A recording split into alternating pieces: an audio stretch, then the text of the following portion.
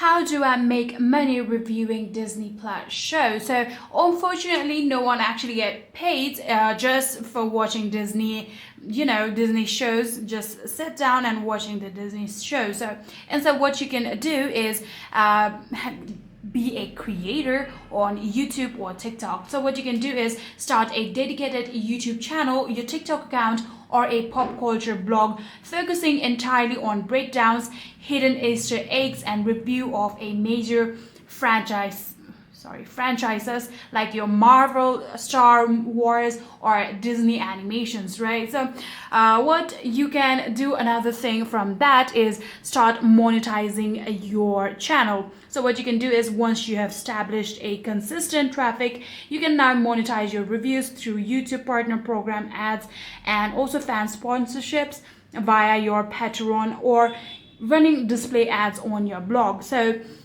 after doing all of these, you will be able to make money reviewing Disney Plus shows. So yeah, that is it. I hope this video was helpful to you guys. If it was, please do not forget to like our video.